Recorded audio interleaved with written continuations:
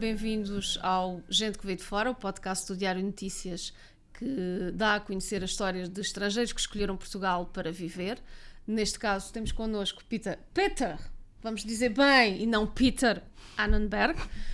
Agradeço. Obrigada por ter aceito o nosso convite. O Peter é vice-reitor da Universidade Católica e é alemão. Já vamos falar sobre isso. Bem-vindo ao Gente que Veio de Fora. Agradeço por estar aqui e ter pronunciado bem o meu nome em alemão, mas também aceito todas as outras formas de pronunciar. Para os nossos ouvintes ficarem a saber como é que se pronuncia e não lhe assassinarem o nome cada vez que o chamam. Também já desistiu, não é? Não é uma questão de desistir, é aceitar que pode ser de uma forma ou de outra. Sim, é isso. É muito inglês, né? Estamos muito habituados a ir buscar o inglês. Exatamente. Mas vamos começar pelo início. Certo. Portanto, o Peter nasceu em 1961 em Krefeld, disse bem, okay? Na Renânia, no estado da Renânia. Fica ali entre Colónia e Düsseldorf. Sim, mais ou menos. Mais ou menos. E perto da fronteira com a Holanda. Exatamente. É uma região onde a população se divide muito entre protestantes e católicos também. Sim, e principalmente historicamente na cidade de Krefeld foi sempre uma cidade sem religião determinada. O que não aconteceu nas outras regiões da Alemanha, onde certas regiões eram católicas, outras protestantes, etc. A sua família é católica? A família é católica, mas dentro de uma sociedade em que católicos e protestantes e não crentes sempre viveram bastante bem uns com os outros. Pelo menos já lá vai uns tempos. Já Exato. lá vão uns tempos desde que houve problemas. Mas vamos voltar aqui à sua infância e com aquilo com que cresceu, cresceu a ouvir histórias da Segunda Guerra Mundial.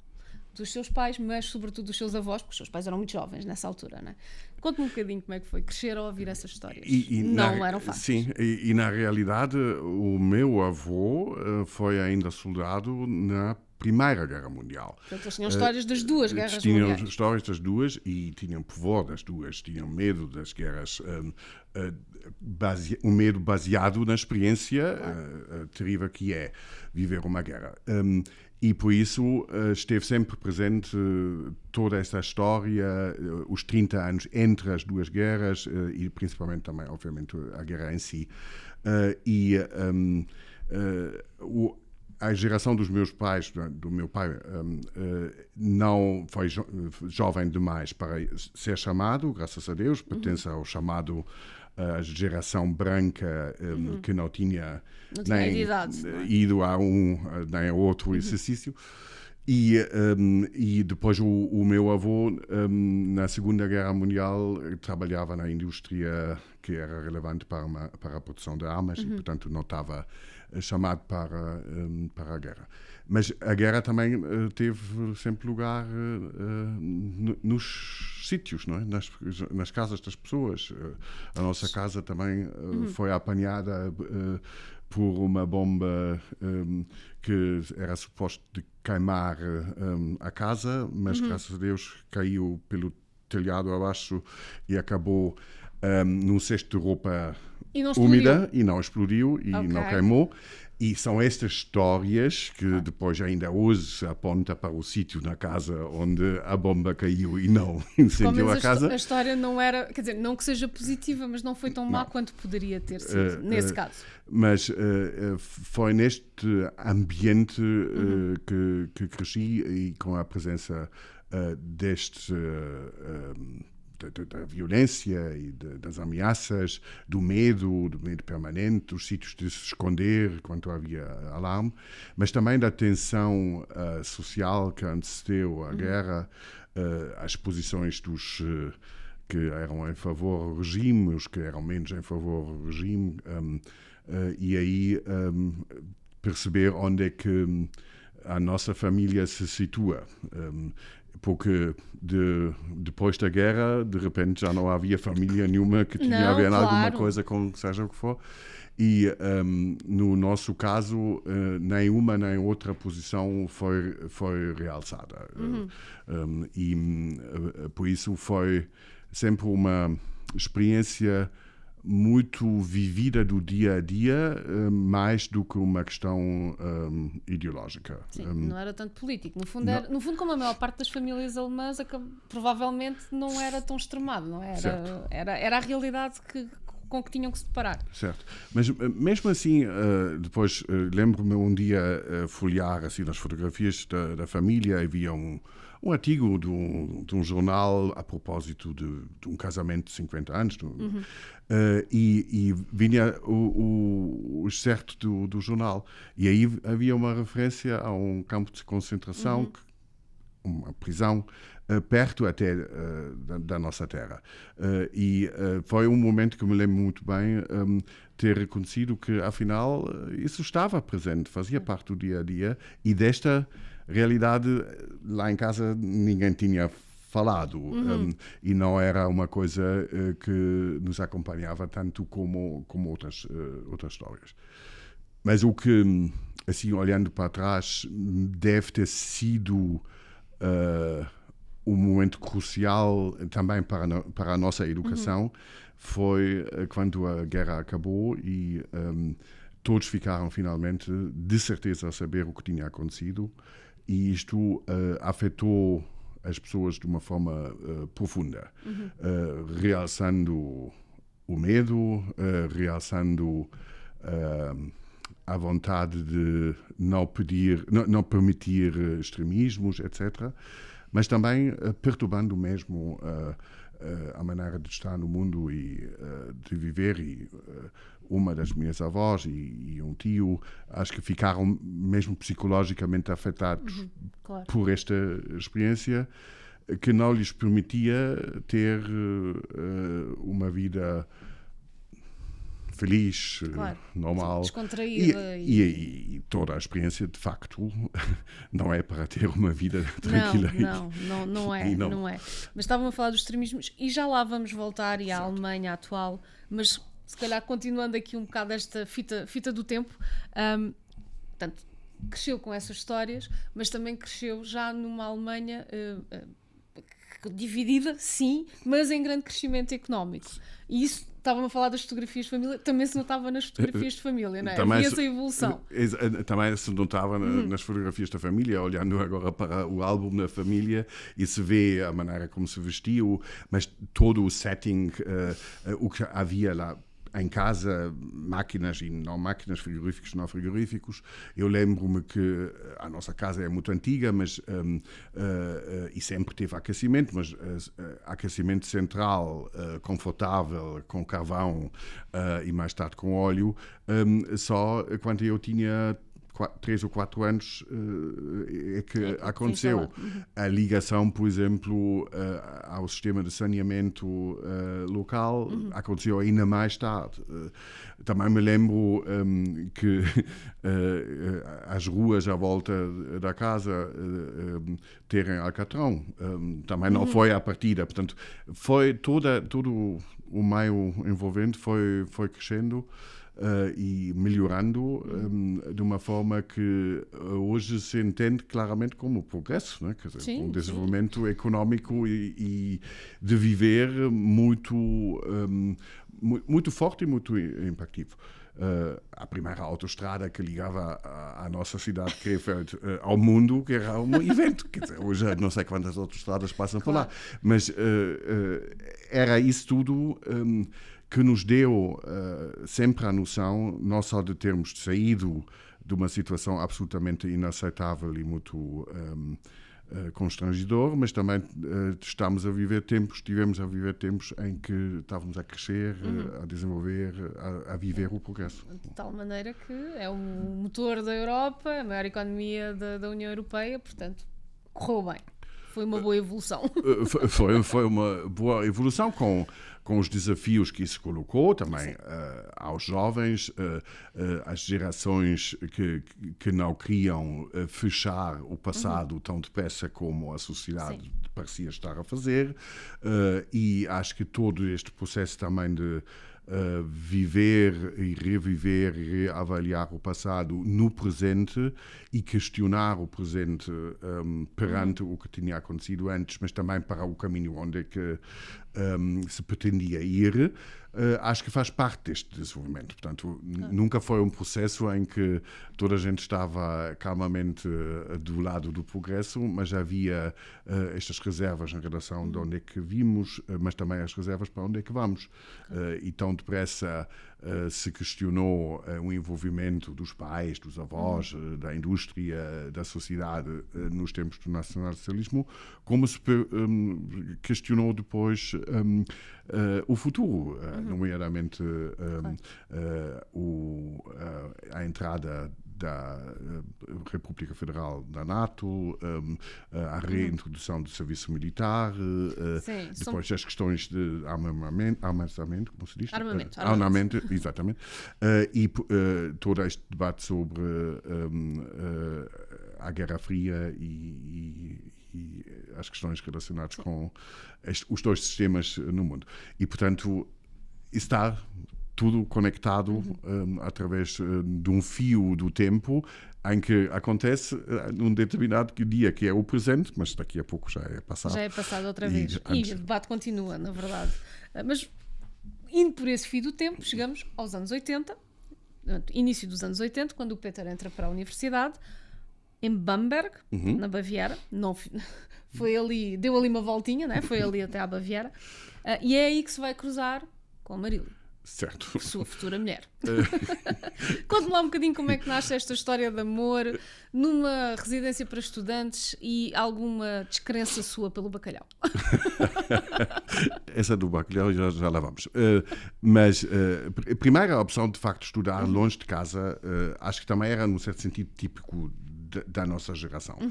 Era para vermos realizada a nossa liberdade, de poder experimentar coisas, viver de uma forma diferente, viver de um espaço diferente. Bamberg é uma cidade muito bonita e é uma universidade na altura muito pequenina, em desenvolvimento também, e por isso tinha todas as coisas que me interessavam e que me podiam atrair.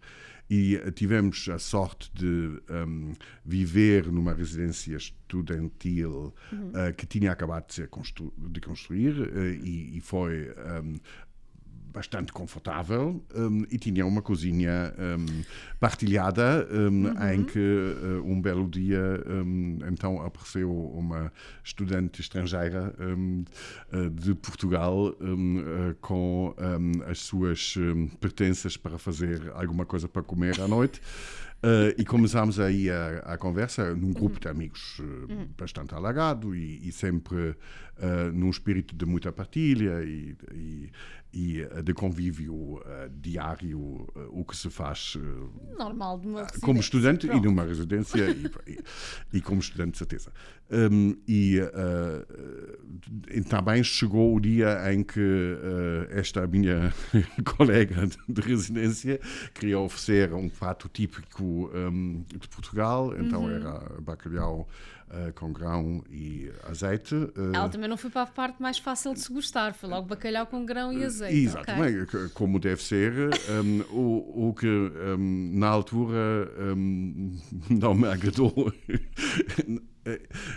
em nada, nem o grão, nem o azeite, nem o bacalhau. Mas o interessante é que e a minha mãe nunca comeu peixe e nos ensinou a não comer peixe e peixe não era para comer. Mas estas coisas aprendem-se e depois aprendem-se outras. E hoje em dia, muitas vezes em família, eu sou o primeiro a escolher o bacalhau e de todas as formas. Também há uma história de amor com o bacalhau que também começa aí.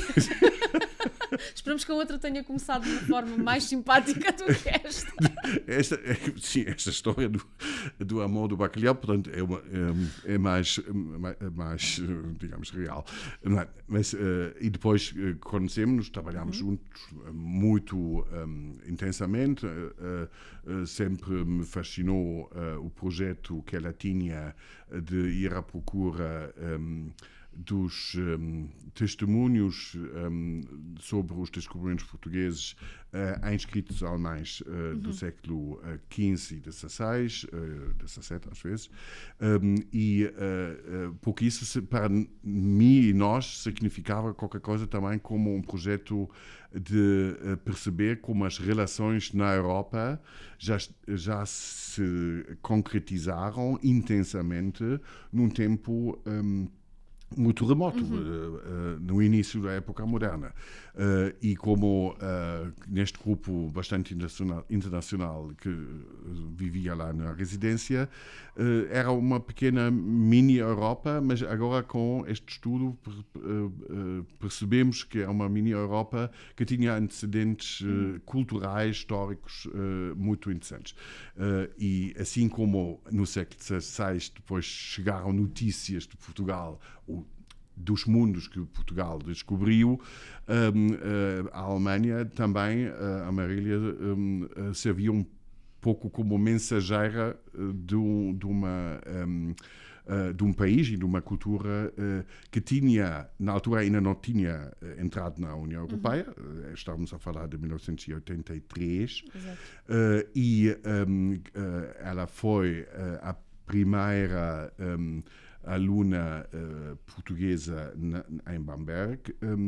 Também foi, se não a primeira, mas uma das raríssimas bolseiras do DAD, do intercâmbio alemão, na área das humanidades, história neste caso, porque tradicionalmente eram juristas e engenheiros, de medicina, mas assim, alguém de história, o que ia alguém de história portuguesa fazer na Alemanha?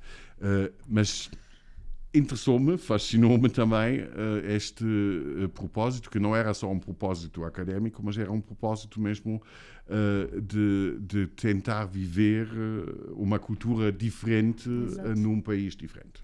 Mas, como estava a dizer, a Marília falava alemão. Sim. E, portanto, as primeiras conversas decorreram em alemão. Todas em alemão. Todas em alemão, mas depois houve um choque com o português. Quando é que começou a tentar aprender? Bem, primeiro a minha mulher teve um choque de alemão porque ir beber cerveja com colegas da residência e ouvir alemão claro, não será falar, a mesma coisa que ouvir o telejornal. Não é o telejornal e não são as aulas.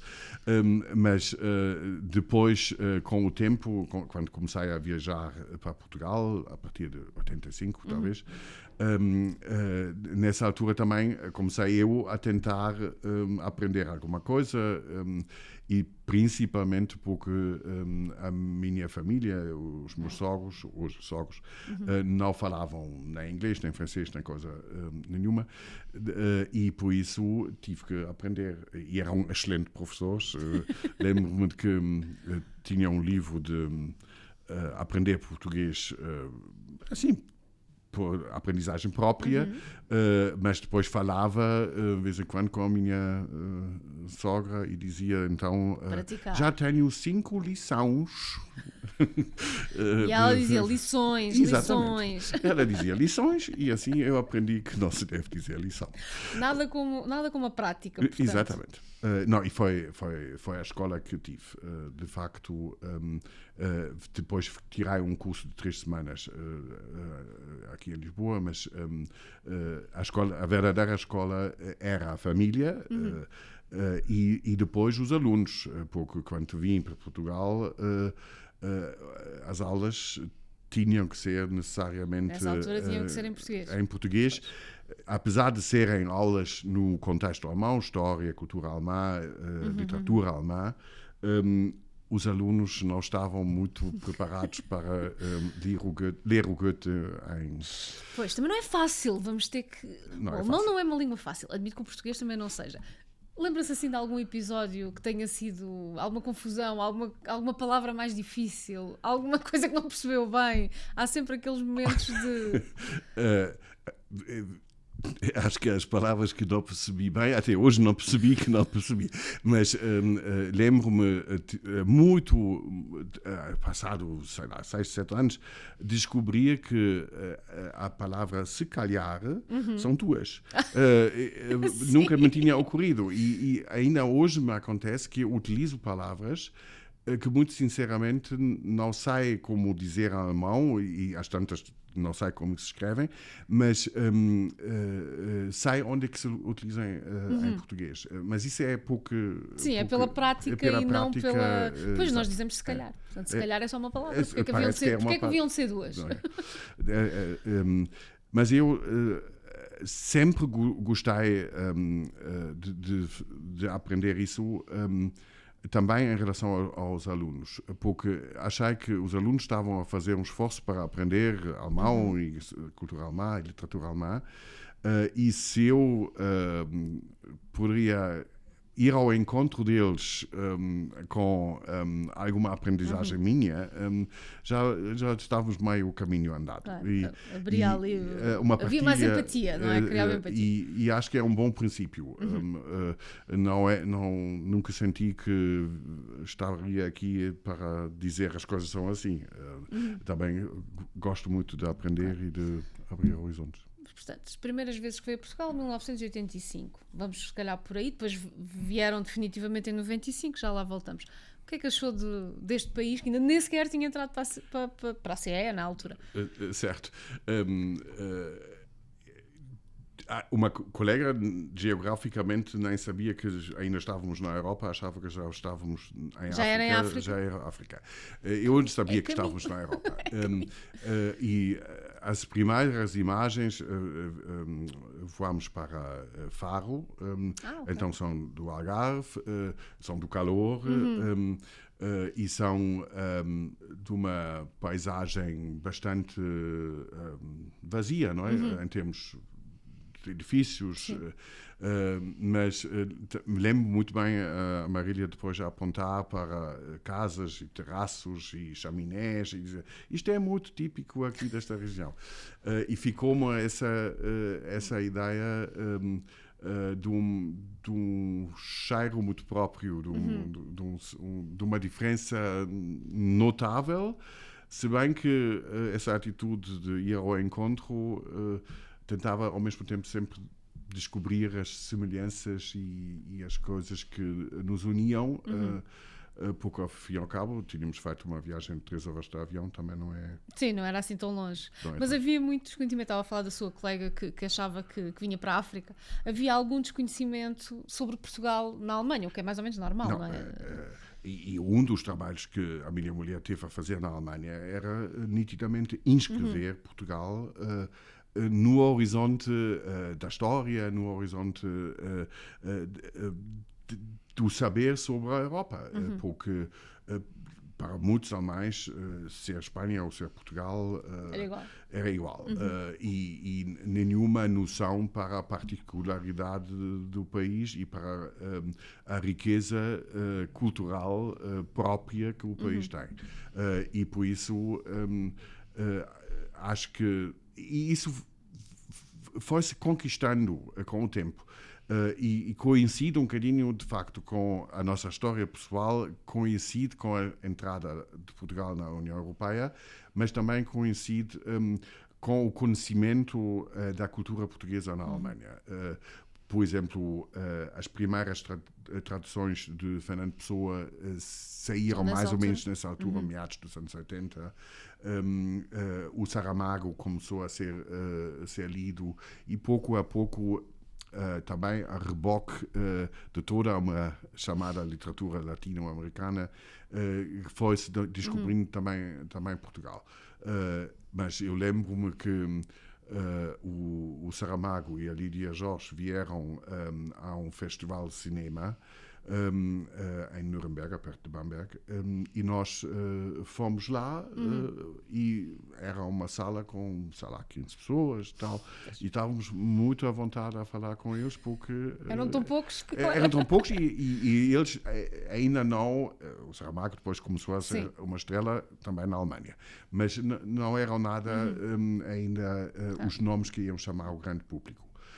Isto hoje, graças a Deus, é diferente e é mesmo muito notável o que Portugal conseguiu fazer em termos de estar presente na Europa, seja na política, seja na cultura, e de ter sempre, também nas relações luso-alemãs, acho que nunca houve uma relação má entre os dois países politicamente visto. Tivemos aquela tensão nos anos da Troika e da austeridade.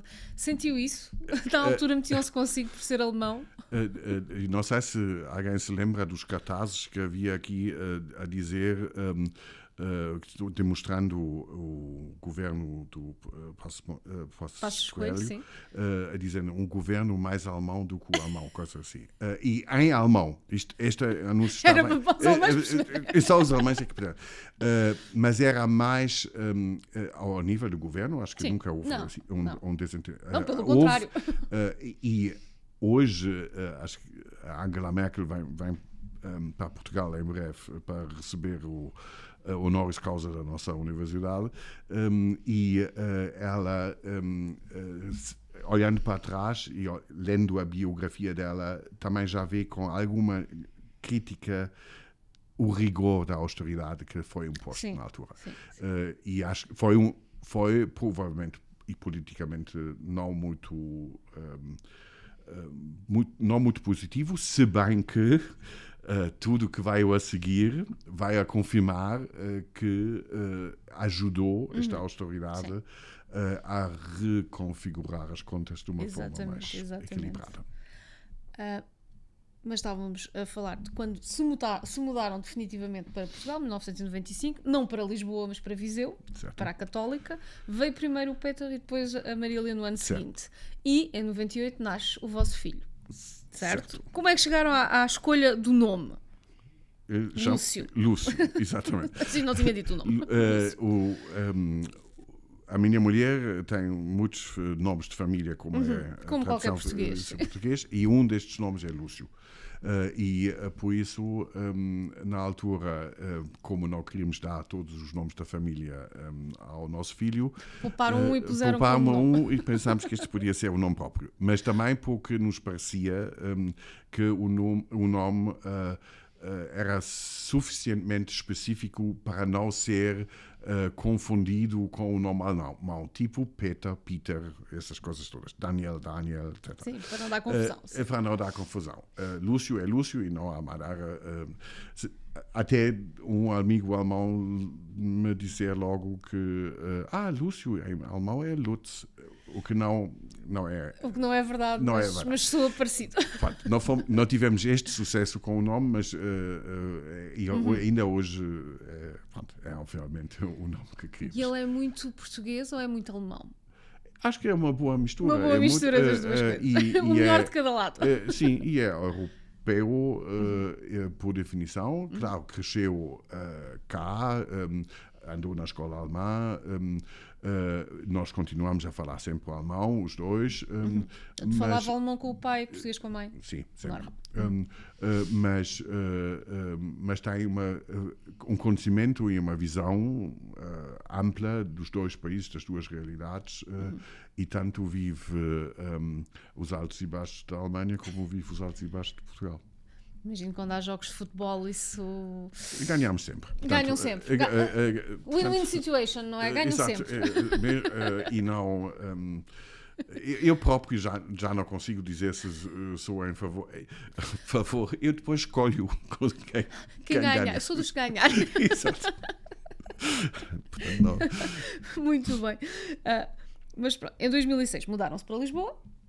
E hoje ainda é vice-reitor da Católica. Como é que é essa relação com a universidade? Também tornou-se a sua casa também, não é? Sim, e isso já começou em Viseu, de facto. Sim, que já trabalhava na Católica, exatamente. E foi importante porque, para já, em Viseu, a minha tarefa era construir um departamento alemão responsável pela área do alemão da Faculdade de Letras da Universidade Católica. E é uma oportunidade muito boa para um jovem germanista poder criar uma coisa com tudo o que isso implica, relações com os professores da zona, mas também com empresas da zona, com a germanística no país. Sempre tivemos uma boa relação com a germanística em Coimbra, o casal de Lille, os professores que lá tinham um centro de investigação nessa área, e por isso foi muito gratificante já aí. E a partir daí sempre tive a noção que o que a Católica me oferece e espera de mim é um projeto diferenciador. E conseguimos fazer isso em Viseu até certo ponto. Depois que também me convidaram para estar à frente da biblioteca em Viseu, também foi muito importante, porque tinha um valor muito grande, muito além de qualquer biblioteca universitária. Era mesmo uma biblioteca muito importante para toda a comunidade. E aqui em Lisboa sempre continua assim. Depois estive à frente de um centro de investigação na Católica e agora para toda a área da investigação como vice-reitor.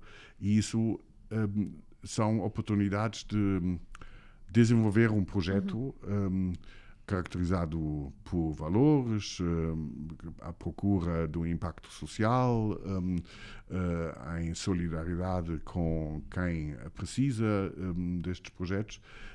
E isto, nesse sentido, é um bocadinho mais do que simplesmente um emprego e uma coisa que se pode fazer aqui ou em Atlanta ou seja onde for, mas é realmente muito no sítio, no local, no concreto que se faz. Estávamos há pouco a falar de como é que olha hoje para a Alemanha e para o regresso destes extremismos de que estava a falar, mais de direita, com a AfD a ser o segundo partido mais votado, mas também de esquerda, de alguma forma. Como é que olha para o seu país, à distância? Eu acho que, infelizmente, temos que olhar para a Europa toda, sim. E a Alemanha deixou de ser um caso específico ou especial. O que é surpreendente e, de um certo sentido, também lamentável, que na Alemanha, que tem a história que tem, as sensibilidades também desapareceram, mas até certo ponto talvez seja um desenvolvimento histórico inevitável. E por isso preocupa-me a situação especificamente da Alemanha, mas num contexto europeu. E o que me verdadeiramente preocupa é o facto de haver muita gente na Alemanha e na Europa a não encontrar soluções ou credibilidade nos partidos que até agora marcaram a democracia na Europa.